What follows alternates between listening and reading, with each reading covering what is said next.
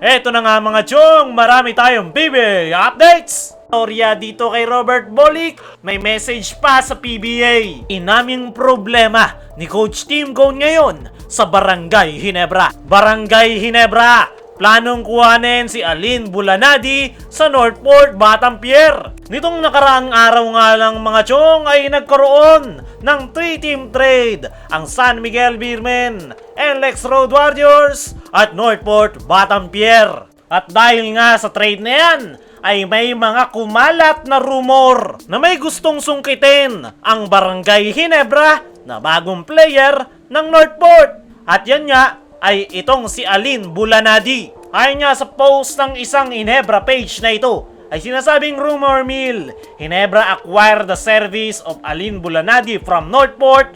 Northport acquired the service of Sydney Onwabere and Jason David from Ginebra. Who won this trade? Linawin natin mga chong, rumor pa lang ang kumakalat na balita na yan. Pero hypothetically, for the sake of this video, ay sabihin na nating plano talaga ng Ginebra na kuhanin itong si Aline Bulanadi. Ay babagay ba ito sa sistema ni Coach Tim Cone? Ang laro nga nitong si Aline Bulanadi mga chong ay meron din itong magandang outside shooting. Isa din itong two-way player, maasahan sa 3-point area at meron din itong depensa. Kaya sakaling makuha ito ng Ginebra ay makakatulong din ito sa triangle offense. Pero kung titingnan natin yung lineup ngayon ni Coach Tim Cone, ay meron nga siyang pwedeng masahan na parehas lang naman ng laro kay Aline Bulanadi.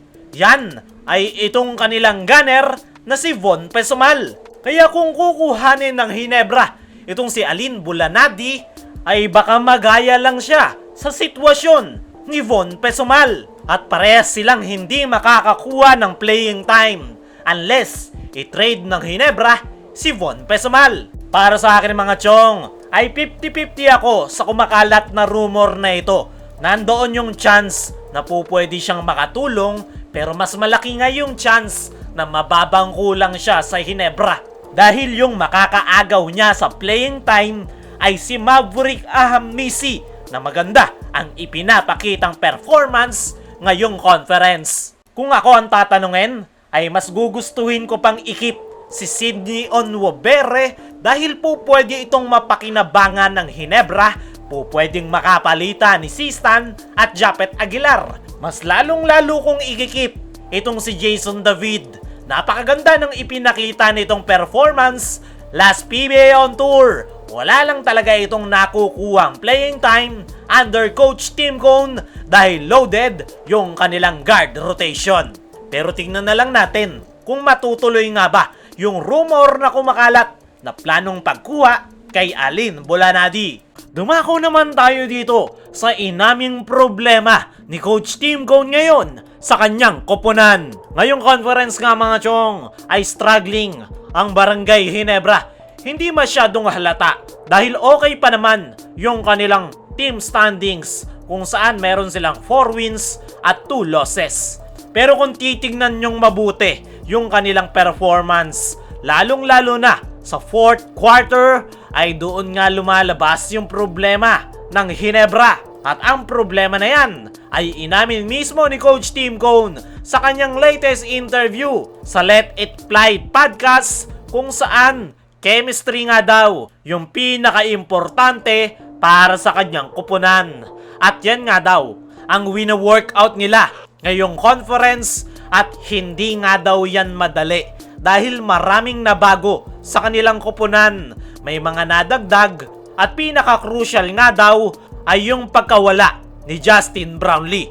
Nakaplano nga daw na si Justin Brownlee ang kasama nila ngayong season, at nasira nga daw ang lahat ng kanilang plano matapos ang nangyari kay Justin Brownlee last Asian Games. At ngayon nga daw na bago ang kanilang import, ay hindi nga lang daw si Tony Bishop ang nag-a-adjust, kundi ang buong Barangay Ginebra. Dagdag pa nga ni Coach Tim ay sa ngayon nga daw ay medyo umu-okay na yung ipinapakitang performance ng kanyang koponan. Pero malayo pa nga daw yan sa ine-expect ni Coach Tim Cone. Isa pa nga sa problemang binanggit ni Coach Tim ay yung kanilang mababang outside shooting percentage. Ngayong conference nga mga chong ay hindi maganda ang outside shooting ng Ginebra. Medyo nasasalba nga lang sila nitong kanilang panibagong barangay na si Maverick Ahanmisi. Pero kapag aalatin ng laro si Ahanmisi ay hindi na makasabay ang barangay Ginebra gaya nung nangyari sa kanilang huling laro kontra Phoenix Super LBG kung saan ay hindi nga maganda yung ipinakitang performance ni Ahanmisi. Nakapagtala lang ito ng 4 points at 5 rebounds. At dahil dyan ay walang pangsagot ang Ginebra pagdating sa 3-point area.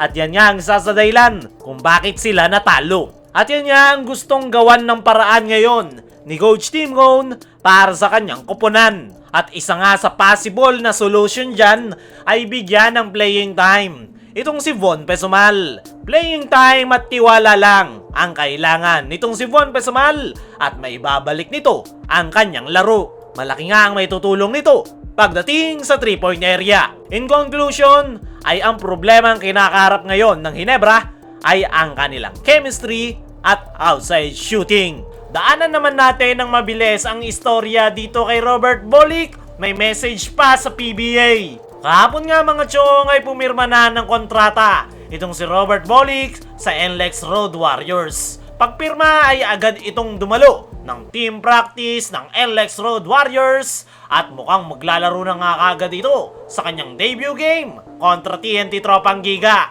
Ayon mismo kay Robert Bolick ay nakakagulat at thankful pa rin daw siya na nakabalik siya sa PBA. Malaki nga yung pagpapasalamat ni Robert Bolick kay Kume Marshall at sa lahat ng PBA governors dahil tinanggap nga daw siya na magbalik at hindi nga daw totoo na hindi supportive ang PBA sa gusto ng mga players. Siya nga daw ang nagpapatunay niyan na kung gusto mo daw bumalik sa PBA ay tatanggapin at susuportahan ka ng PBA community.